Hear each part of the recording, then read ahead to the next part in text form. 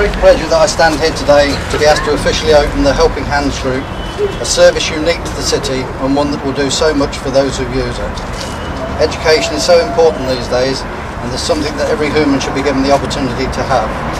The Helping Hands Group has broken down the barriers between having learning disabilities and being able to achieve a standard of education. Peterborough is growing and striving to go forward in a new modern direction with a fantastic centre, and there's yet another string to their bow. A creation funded by Darren McAnthony, a man who in the short time he has been in the city has done so much for Peterborough, and also fronted by Suzanne Gilby, a lady very highly rated within the industry on the back of 23 years experience, giving Helping Hands Group every hope of success. Without any further ado, I now officially declare Helping Hands open.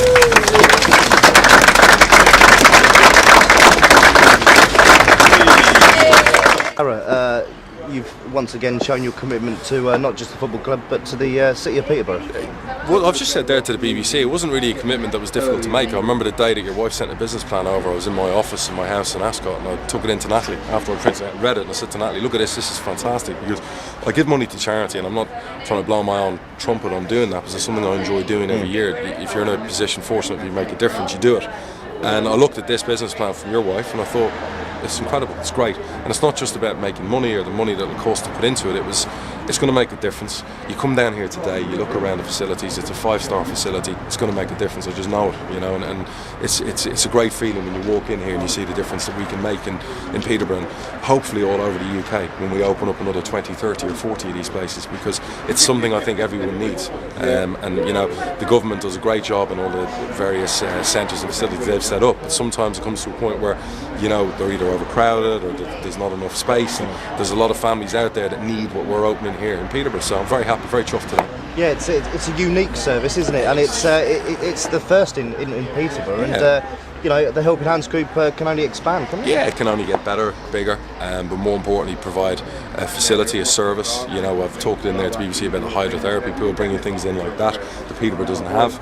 These are very important elements, and if me, you and your wife can make a big difference to just the society in Peterborough alone, and have children who with disabilities, you know, what a difference we've made. And that's very important in life. It's not always about the materialistic things you get in life or owning a football club and winning football games. You look at some of the families who have come in here today, you know, these are families that, you know, have had to, you know, get over being dealt a very difficult hand at the start, and now they're dealing with it, and we're here now to help them even further and progress their children's education. It's fantastic. I thought it was very much a privilege. What we need to be doing is need to be bridging gaps between people with disabilities and normal human beings. We need to show that they're part of the community, and this is offering them that opportunity to be part of the community. And it's fantastic that Peterborough United is supporting this. Darren McAnthony has put no end of money into not only Peterborough United, but into events around Peterborough as well. And I think that's what we need to be promoting. And obviously it's unique to the city as well, which is only good for the city, isn't it? Yeah, it's very good, and what we need to be doing is making this a success and then building on it. This is only the starting of what we need to be achieving.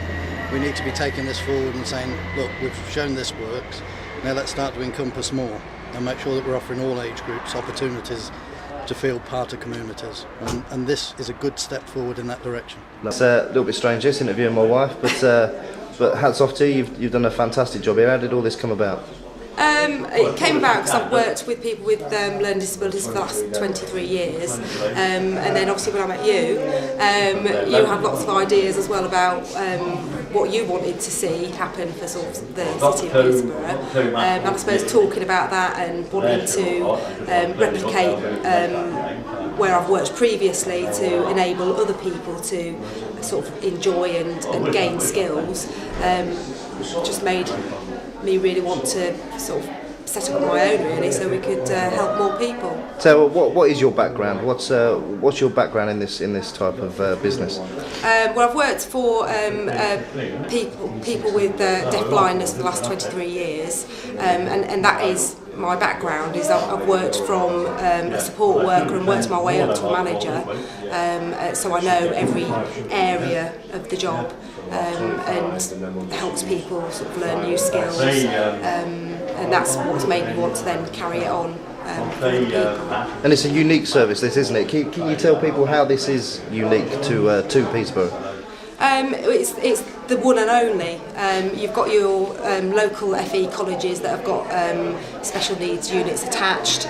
You've got day services that are just day services. People go there and perhaps it might be a more social sort of setting, whereas this is for further education and day opportunities. So it's teaching people independent skills, enabling them to use what skills they have to live as independent life as possible.